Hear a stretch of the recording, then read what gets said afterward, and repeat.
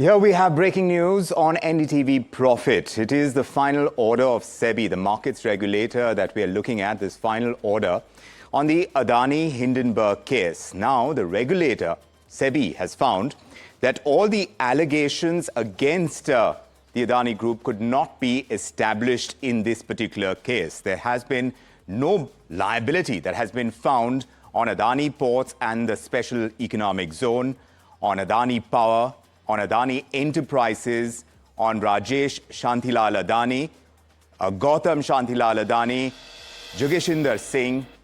Of course, as far as Milestone Trade Links Private Limited and Revar Infrastructure Private Limited, none of these liabilities could be proven. And now we have the SEBI final order on the all-important Adani Hindenburg case. So no violation, no penalty has been imposed by SEBI in the Hindenburg case either. So this is the final order, and the larger takeaways that we are looking at this point in time. It is an important development, one that has been in the public eye for a while. You may recall that the US-based short seller, Hindenburg, they had published this report alleging that the Adani Group had engaged in what they called brazen stock manipulation and accounting fraud scheme spanning decades. And then, of course, those allegations included use of offshore, shell or related party entities in Mauritius, in Bermuda, etc. And there were questionable related party transactions and inflated valuations and bad disclosures. Now, all of this has been studied and investigations have been launched by SEBI. And now the final order is out. My colleague Vishwanath is joining us on the phone line to set the context for us for this all-important matter that we've been tracking. What exactly does the final order say, Vishwanath, if you can set the context for our viewers too? Right, Vikram. So there has been an investigation into related party transactions with respect to Adani Group and a couple of other companies which are not directly linked to the group. Now, what we understand as part of the final order, what Kamlesh Varshney, the whole-time member of this markets regulator, has said is that there is actually no violation of provisions of the LODR regulations, which specifically look into these related party transactions. They also do not qualify as related party transactions. The specific transactions that were marked out by Hindenburg in its short seller report a couple of years ago.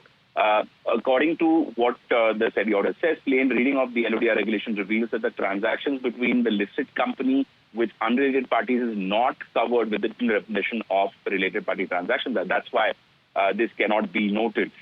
Similarly, what the SEBI whole-time member is saying is that since there is no violation as such of the related party transaction norms, you cannot expect SEBI to levy any kind of penalties in this matter. Once it is held that there is no violation of the issues, it logically leads to the conclusion that there is no violation of all other related party transactions in the show cause notice that SEBI had issued earlier.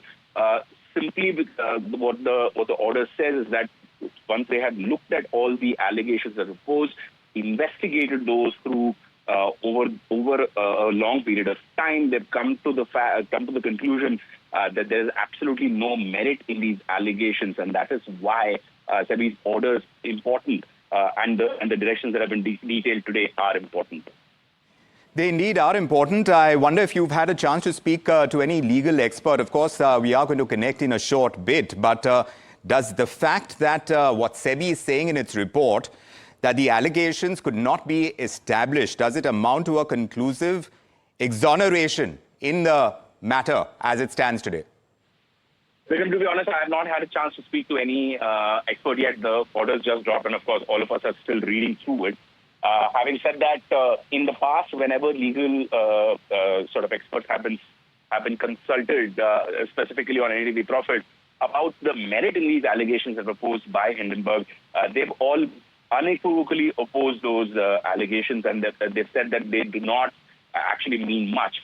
Specifically, there was a question whether the related party transaction definition, which was actually changed back in 2019, whether those still apply to transactions that were done previously. SEBI, in its order today, has specifically said that SEBI Act does not allow it to retrospectively apply new norms to previous transactions, and that is core to the entire discussion around these allegations that the SEBI order is pointing out. So so far, whichever legal expert that NDTV Profit has spoken to, they've all very categorically said that these allegations don't merit too much.